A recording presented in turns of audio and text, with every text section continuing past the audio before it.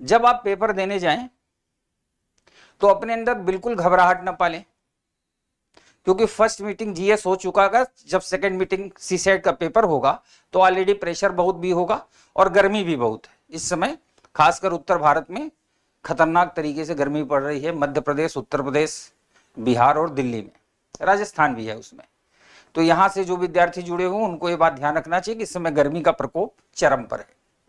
सुबह जीएस के पेपर देने के बाद जब ब्रेक होगा, उसके बाद जब आप सीसेट का पेपर देने जाएंगे तब तक आप ऑलरेडी थके हुए होंगे। आपको करना क्या है, फर्स्ट आप जब पेपर ओपन करेंगे सीसेट का, तो पहले 5 मिनट में आपको तेजी से पेपर पे नजर ले जानी है। पेपर पे नजर क्यों ले जाएंगे, सामान्यतः क्या होता है, विद्यार्थी पहला पेज या दूसरा पेज ओपन करता है और वहां बहुत से कठिन प्रश्न होते हैं। कई बार ऐसा होता है, चूंकि सीसेट का पेपर पूरी तरह से मनोवैज्ञानिक पेपर है, साइकोलॉजिकल पेपर है। वो यूपीएससी यही तो चेक करता है कि आप में पेशेंस कितना है, आप कितने आसानी से चीजों को हैंडल करेंगे। तो बेहतर यह है कि आप इस स्टाइल में इसको हैंडल करने का प्रयास करें कि 5 मिनट आप पेपर को देखें। पेपर देखने के बाद आप जब पेपर तेजी से 5 मिनट देखेंगे तो आपके बहुत से ऐसे प्रश्न मिलेंगे जहां आपको लगेगा कि हाँ हम कुछ कर सकते हैं। तो पहले ये बोध होना ज्यादा आवश्यक है कि हाँ हम कुछ कर सकते हैं। दूसरी बात, मैं आज केवल 2-3 खंडों पे डिस्कस करूंगा, जिसको आप लोग अपनी बोलचाल देसी भाषा में रीजनिंग कहते हैं, मैं उसको एनालिटिकल एबिलिटी और लॉजिकल रीजनिंग कहता हूं। वो हिस्सा मैक्सिमम जिन लोगों ने हमसे पढ़ा होगा, खासकर उन्हें ऑलरेडी इस बात का वरदान प्राप्त है कि वो हिस्सा उनसे गलत नहीं होगा। अब जो हिस्सों पे डिस्कस नहीं हुआ उस पे आज हम डिस्कस कर देते हैं। अब रही बात कॉम्प्रेhension की, हिंदी में बोध कहते हैं और इंग्लिश में कॉम्प्रेhension। यहां आपको ज्यादा परेशान होने की जरूरत नहीं, जो कॉम्प्रेhension बहुत बड़े हो वहां फाइट करने की आवश्यकता नहीं है, क्योंकि आपको 27 क्वेश्चन ही करने हैं, क्वालिफाई करना है, न कि वहां से मेरिट बननी है। बट क्वालिफाई करना भी कई बार कठिन हो जाता है। तो जो बड़े कॉम्प्रेhension उनको छोड़ें, जो छोटे छोटे कॉम्प्रेhension वहां पे पहले फोकस करें। जो छोटे छोटे कॉम्प्रेhension होंगे वहां पे 2 तरह के प्रश्न पूछे जाएंगे। पहला अवधारणा से संबंधित और दूसरा निष्कर्ष से संबंधित। कई बार विद्यार्थियों से यह गलती होती है कि अवधारणा क्या है, निष्कर्ष क्या है, तो उस पर मैं डिस्कस कर दूं कि अवधारणा क्या है, निष्कर्ष क्या है। दोनों का मैं प्रैक्टिकल एग्जांपल दूंगा, आप समझ जाएंगे। अवधारणा की सामान्य परिभाषा ये कही जाती है कि किसी भी तर्क का छिपा हुआ भाग अवधारणा कहा जाता है।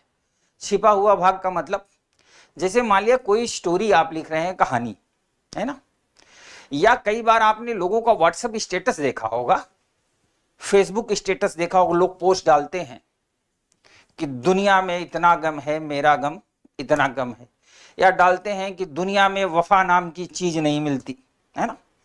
कई बार लोग डालते हैं कि प्यार ही धोखा है।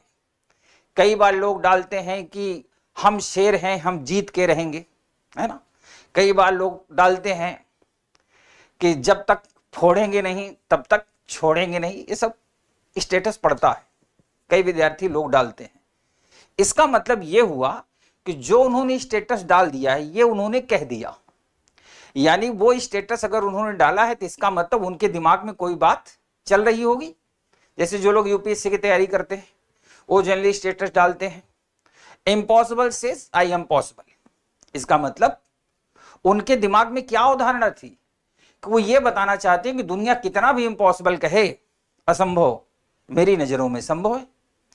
जैसे किसी ने लिखा जब तक फोड़ेंगे नहीं तब तक छोड़ेंगे नहीं। इसका मतलब लिखने वाला जब ये स्टेटस डाला तो उसके दिमाग में ये चल रहा था कि मेरे लाइफ में भले साल 2 साल 3 साल 4 साल निकल रहे हैं जीवन के, लेकिन वो अपने करीबियों को, अपने परिचितों को बताना चाहता है, मैसेज देना चाहता है कि मैं कभी हारा नहीं, जीतूंगा, है ना। जैसे किसी ने लिखा दुनिया में प्यार नाम की कोई चीज नहीं होती, वफा एक झूठी कहानी है। इसका मतलब वो कहीं ना कहीं चोटिल है और किसी किसी को मैसेज देना चाहता है, तो कहीं ना कहीं वो चोटिल है। ये क्या हो गया, अवधारणा का हिस्सा हो गया।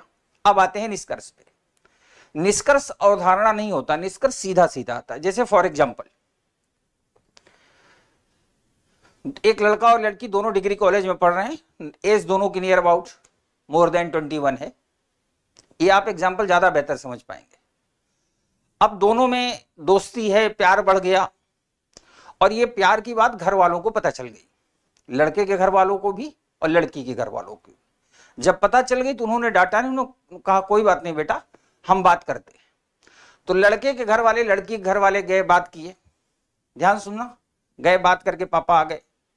फिर दूसरे दिन लड़की के घर वाले आए लड़के के घर, वो बात करके आ गए। फिर दो लोगों ने कहा कि ठीक है अब इनका एंगेजमेंट होना चाहिए। अब दोनों का एंगेजमेंट भी हो गया। इतनी स्टोरी है। अब यहां से आपको निकालना है कि निष्कर्ष क्या निकला, यानी अब कंक्लूजन क्या होगा। कंक्लूजन ये होगा कि अब दोनों का विवाह होगा, हुआ ना कंक्लूजन। तो मेरे कहने का मतलब जो विद्यार्थी अंतिम क्षणों में अब 25 तारीख को पेपर देने जा रहे हैं खासकर, और जो इन फ्यूचर भी देंगे, ये हमेशा दो डिफरेंस याद रखना।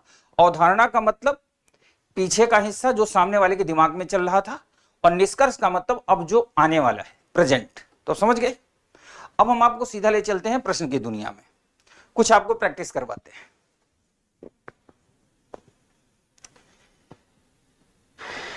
ये पहला कॉम्प्रेंशन है, मैं इसको पढ़ करके तुरंत आपको बता दूंगा और ये भी बता दूंगा इसका आंसर कैसे है। बट आपसे मेरा अनुरोध है, रिक्वेस्ट, कि आप इसको एक बार पढ़ें और पढ़ने के बाद जब इसका प्रश्न मैं आपके सामने रखूंगा तो आप प्रश्न का उत्तर भी सोचें। फिर आप पाएंगे कि यहां एक कमी की वजह से शायद आपका आंसर नहीं आ रहा होगा। और ये जो प्रश्न मैं करवा रहा हूं ये यूपीएससी प्रीवियस ईयर के ही प्रश्न है। तो कई बार विद्यार्थी को लगता है ना सिंपल सा होगा, तो हम वही प्रश्न लेके आएंगे जो यूपीएससी के हैं। आप इसको देखो,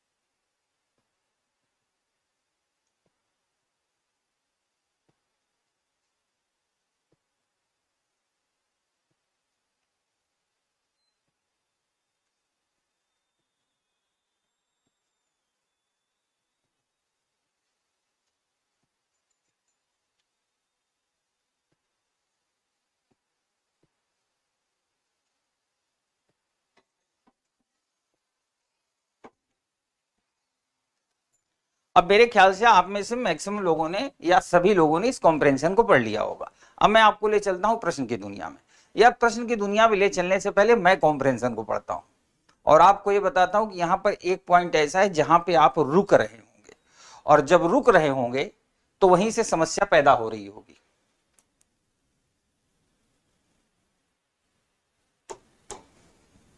मानव विकास की प्रगति बनाए रखने के सामने, और याद रखना कॉम्प्रेंशन को बड़े आराम से स्थिर मन से पढ़ना है, घबराना नहीं है। स्थिर मन से पढ़ेंगे आप कंक्लूजन तक पहुंच जाएंगे। मानव विकास की प्रगति बनाए रखने के सामने सबसे बड़ा खतरा इस रूप में दिखाई देता है कि उत्पादन और उपभोग के स्वरूप में दिनों दिन अधारणीयता बढ़ती जा रही है। जिसको जिसको ये समझ आ जाएगा कि अधारणीयता क्या है, जो रोकी न जा सके, जो नियंत्रित न की जा सके, यानी जो सस्टेबल ना हो, वही है अधारणीयता, यानी जो नियंत्रित ही नहीं की जा सके। दिनों दिन अधारणीयता बढ़ती जा रही, यानी उत्पादन और उपभोग का जो नियंत्रण है वो बैलेंसिंग होना चाहिए। जितना उत्पादन हो रहा हो उतना ही उपभोग हो। उत्पादन और उपभोग की जो गति है, वो जो रेशियो है, अनुपात, वो बिगड़ा हुआ है, यानी अनियंत्रित हो चुका है। वर्तमान उत्पादन मॉडल जीवाश्म ईंधनों पर बहुत आधारित है, निर्भर है। अब हम यह जानते हैं कि यह स्वरूप अधारणीय है। जीवाश्म ईंधनों पर आधारित है, यह स्वरूप अधारणीय है। क्यों अधारणीय है? क्योंकि जीवाश्म ईंधन की एक लिमिट होगी। उनका हम धुआंधार दोहन कर रहे हैं तो एक समय बाद तो समाप्त होंगे ना, यही समझना है इसका मतलब कि यह स्वरूप अधारणीय है। और याद रखना, अगर मन लगा के, जितना मन लगा के अन्य काम करते हो, अन्य काम का मतलब अब आप समझ गए होंगे, उतना ही मन लगा के कॉम्प्रिहेंशन को पढ़ना है एग्जाम में, अदरवाइज नहीं आएगा। क्योंकि ये संसाधन सीमित है। कौन संसाधन? जीवाश्म ईंधन। मानव विकास को सही अर्थों में धारणीय बनाने के लिए आर्थिक समृद्धि और ग्रीन हाउस गैस उत्सर्जन के बीच घनिष्ठ संबद्धता को पृथक करने की जरूरत है, दोनों को अलग करने की जरूरत है। कुछ विकसित देशों ने पुनर्चक्रण रिसाइकलिंग का प्रसार कर और सार्वजनिक परिवहन तथा आधारिक संरचना में निवेश कर इनके अति दुष्प्रभावों को कम करना आरंभ कर दिया है, विकसित देश। किंतु अधिकांश विकासशील देशों को परिष्कृत ऊर्जा स्रोत की ऊंची कीमतों, यानी जो रिसाइकलिंग है उसका जो सिस्टम है वो ऊंची कीमत है, ऊंची कीमतों और अल्प उपलब्धता के कारण बाधाओं का सामना करना पड़ रहा है। विकसित देशों को चाहिए कि विकासशील देशों की धारणीय मानव विकास की ओर जाने में सहायक बने। इस पूरे कॉम्प्रहेंशन को पढ़ने के बाद, डेटा को पढ़ने के बाद आपके दिमाग में आया कि जो मानवीय विकास की उपभोक्ता और उपभोग की, मतलब उत्पादन और उपभोग की जो अनुपात है वो डिस्टर्ब है, उसका प्रभाव दूरगामी होगा, उसे नियंत्रित नहीं किया जा सक रहा है। विकसित देश जो है उन्होंने अपने लिए कुछ परिष्करण की कंडीशन पैदा कर ली है, वो कुछ हद तक रेशियो को कम करने में सफल हुए, पर विकासशील देशों के लिए इतना संभव नहीं है। वो लास्ट में एक सजेशन भी दे रहा है कि जो विकसित देश हैं विकासशील देशों की मदद करें। यही स्टाइल अपनानी पड़ेगी जैसे मैं आपको एक्सप्लेन कर रहा हूं। अब आप सीधा चलिए प्रश्न पे।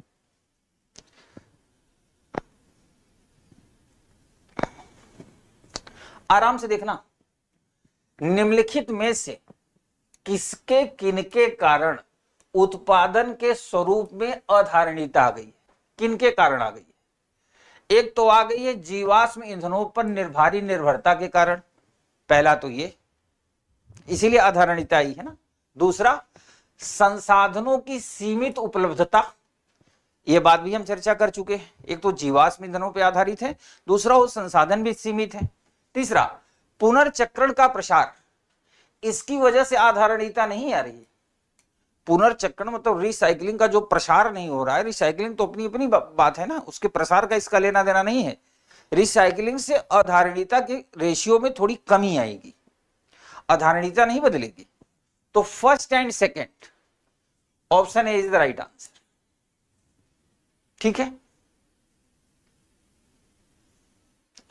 बेटा, थोड़ा दिल से काम करना पड़ेगा, है ना, दिमाग से ना चलाओ। मैंने भी कहा था ना, जैसे अन्य काम मन लगा के पढ़ते हो ना, किसी का मैसेज आ जाए उतना ही मन लगा के पढ़ना है। इसको पढ़ते हैं। निम्नलिखित कथनों पे विचार कीजिए। विकसित देश, अब ध्यान से देखना, विकसित देश विकासशील देशों के धारणीय मानव विकास की ओर जाने में सहायक हो सकते हैं। कैसे सहायक हो सकते हैं? पहला, कम लागत पर परिष्कृत ऊर्जा स्रोत उपलब्ध कराकर, बिल्कुल पहला सही है, कम पैसे पे होगा। उनके सार्वजनिक परिवहन के सुधार के लिए नाम मात्र ब्याज दरों पर ऋण उपलब्ध कराकर, जो उनका पब्लिक ट्रांसपोर्ट है उसमें ऐसे ईंधन को प्रोवाइड करें, कम रेट पे ब्याज देंगे, क्योंकि कोई फ्री में तो बांटेगा नहीं कोई देश। तीसरा, उन्हें अपने उत्पादन और उपभोग के स्वरूपों को बदलने के लिए प्रोत्साहित करें, कि जो उनका उत्पादन और उपभोग है वो जो डिस्टर्ब चल रहा है उसके तरीकों को थोड़ा सा बदलने के लिए प्रोत्साहित करें। तीनों, option D is the right answer.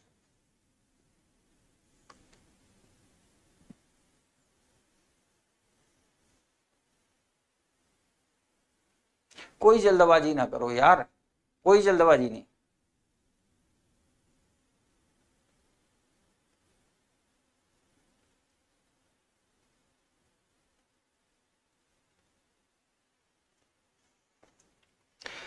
ये हो गया पहला कॉम्प्रिहेंशन।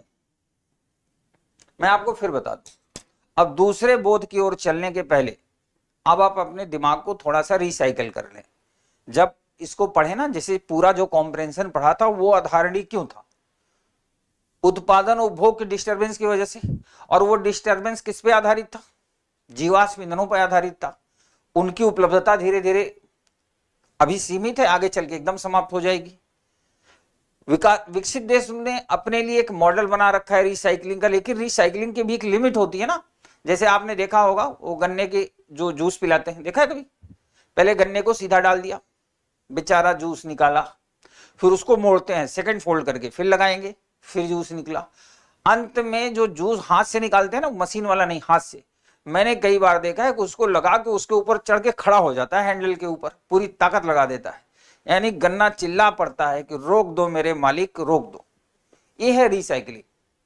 रिसाइकलिंग की भी एक लिमिटेशन होगी ना, उससे ज्यादा तो नहीं कर पाएंगे। चलिए अगला कॉम्प्रिहेंशन देखते हैं, इस बार मन लगा के पढ़ना।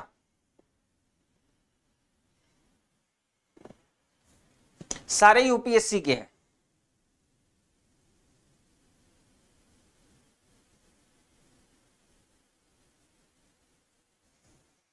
आराम से पढ़िए इसको।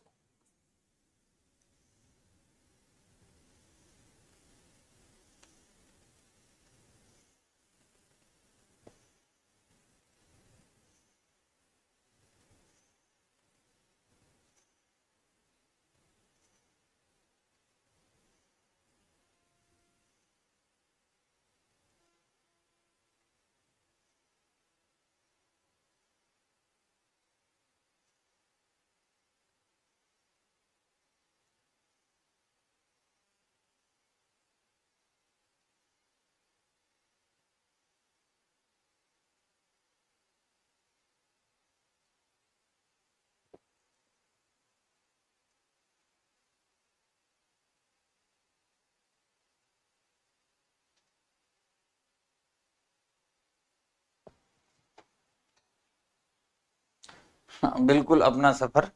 कह रहा है सबसे पहला पाठ जो हमें तब पढ़ाया जाना चाहिए जब हम उसे समझने के लिए पर्याप्त बड़े हो चुके हो, यह है कि कार्य करने की बाध्यता से पूरी स्वतंत्रता अप्राकृतिक है।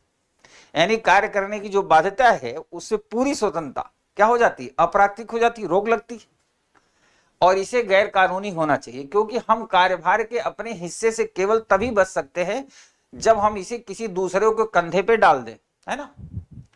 प्रकृति ने यह विधान किया है कि मानव प्रजाति यदि कार्य करना बंद कर दे तो भूखमरी से नष्ट हो जाएगी। हम इस निरंकुशता से बच नहीं सकते, प्रकृति की निरंकुशता से, कि काम नहीं करोगे तो भोजन नहीं मिलेगा, बच नहीं सकते। हमें इस प्रश्न को सुलझाना पड़ेगा कि हम अपने आप को कितना अवकाश देने में समर्थ हो सकते हैं। ठीक है,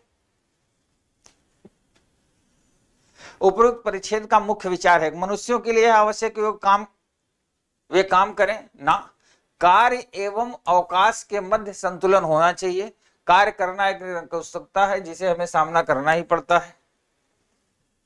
option B is the right answer.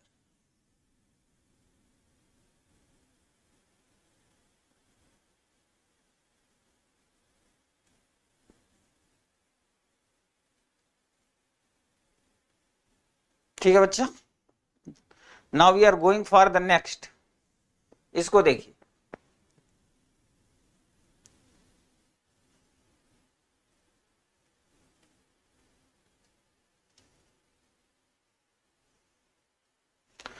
आदतों का पालन करने में कोई हानि नहीं है जब तक कि वे आदतें हानिकारक ना हो।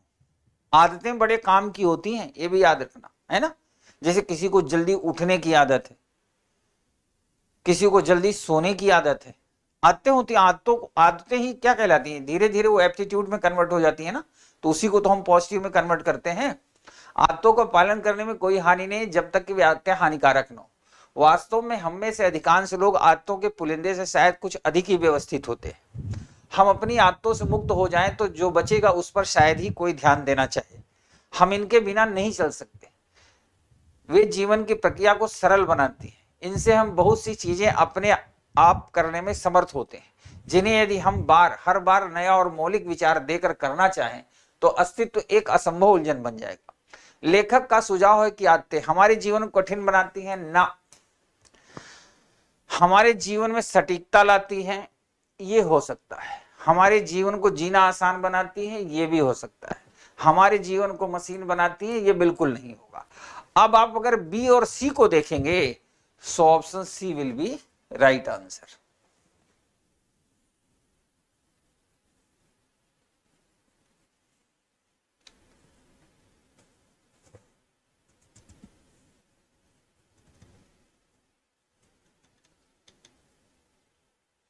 सटीकता और आसान दोनों में अंतर है।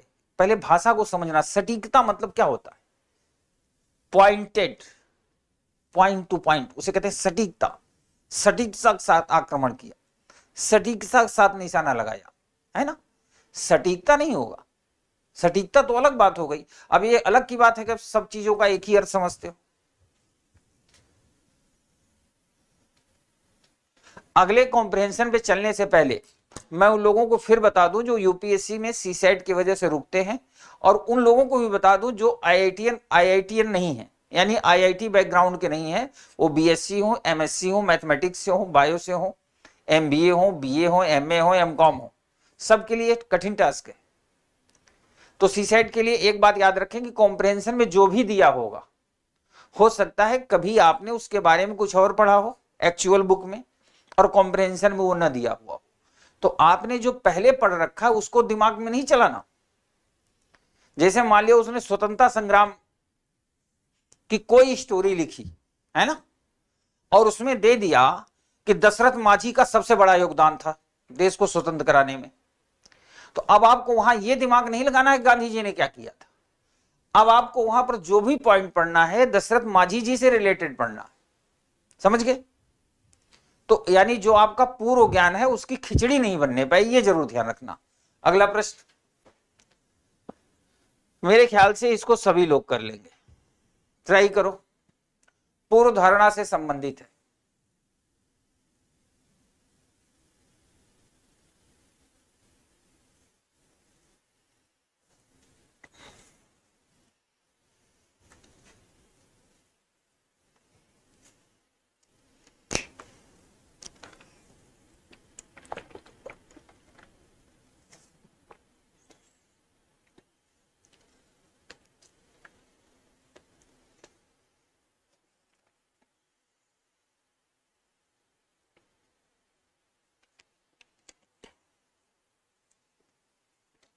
उम्मीद है कि इसको सभी लोग कर लेंगे।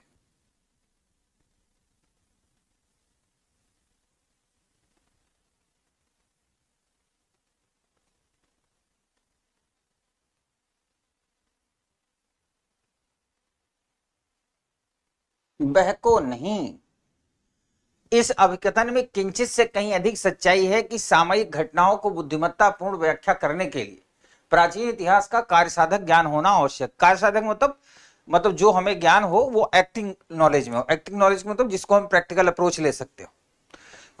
किंतु जिस बुद्धिमान ने समझदारी के ये शब्द कहे थे उसने विशेष रूप से इतिहास की प्रसिद्ध लड़ाइयों के अध्ययन से होने वाले फायदों पे अवश्य कुछ न कुछ कहा होगा।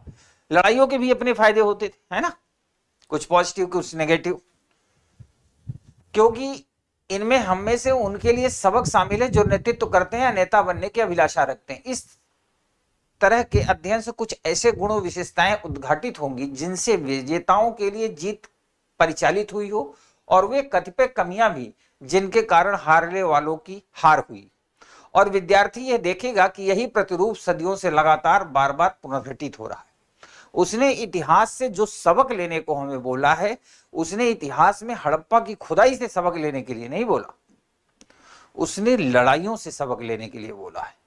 और आप एक बात जानते हैं, किसी भी मनुष्य का आज के टाइम में सामान्य जीवन 80 साल 90 साल, लेकिन 75 के बाद 80 के बाद तो वैसे भी कोई सिस्टम काम नहीं करता, तो लाइफ 80 ईयर। और कई बार ये कहा जाता है कि जो लोग विद्वान होते हैं, टैलेंटेड इंटेलेक्चुअल होते हैं, या जो अच्छी स्टडी करते हैं, वो इसी जीवन में 1000 ईयर की लाइफ जीते हैं। 1000 ईयर की लाइफ का मतलब क्या हुआ कि इतिहास में जो जो लोगों ने गलतियां की वो गलतियां हम ना करें, उन्हीं से सबक सीखे ना। और दूसरी चीज, चूंकि मामला युद्ध का ही है, तो आज जो पूरा ग्लोबल विलेज है, पूरा विश्व है, वो युद्ध से हमें ये भी सीख मिलती है ना, किसने कौन सी पॉलिसी अपनाई थी तो क्यों हारा था। प्लासी के युद्ध में ऐसा क्या हुआ था, है ना, बक्सर के युद्ध में ऐसा क्या हुआ था, पानीपत की लड़ाइयों में क्या क्या हुआ था, जिसकी हार हुई क्यों हुई और किसी की जीत हुई तो क्यों हुई, है ना। घनानंद के बारे में और चंद्रगुप्त और चाणक्य की लड़ाई के बारे में भी आप पढ़ सकते हैं। तो अब देखिए, उपरोक्त परिच्छेद के संदर्भ में निम्नलिखित पूर्व धारणाएं बनाई गई। इतिहास की प्रसिद्ध लड़ाइयों का अध्ययन हमें आधुनिक युद्ध स्थिति को समझने में सहायता करेगा। आधुनिक युद्ध स्थिति को समझने में सहायता करेगा, बिल्कुल करेगा। उस समय जो लड़ाइयां होती थी किस बात के लिए होती थी, संसाधनों के लिए होती थी। जो विदेशी आपने हिस्ट्री में पढ़ा होगा, मैं बहुत इतिहास में नहीं जाना चाहता, आपको इतना सिर्फ बता दूं कि आपने जब इतिहास में पढ़ा होगा तो सारी लड़ाई संसाधनों की थी। आज भी सारी लड़ाई संसाधनों की है, पूरा इस कोने से लेकर इस कोने तक। जो भी नेतृत्व की इच्छा रखता है उसके लिए इतिहास का अध्ययन अनिवार्य है। यानी जिस लेखक ने इस पूरे टर्म को लिखा है, लिखते वक्त उसके दिमाग में दो बातें थी। जिस लेखक ने इतिहास का ये सबक लिखा है या लिया है, उसके दिमाग में दो बातें दोनों थी। पहला कि जो नेतृत्व करना, नेतृत्व मतलब होता है टीम को लीड करना, विजय दिलाना, उन्हें भी यह पता होगा कौन सा सबक हमें लेना चाहिए, कौन सा नहीं लेना चाहिए। दूसरा, आज भी तब भी युद्ध किस पे होते थे? संसाधनों के लिए होते थे। आज भी आधुनिक लड़ाइयां किस बात के लिए हो रही हैं? संसाधनों के लिए होती है ज्यादातर। ठीक है, सो बोथ आर राइट।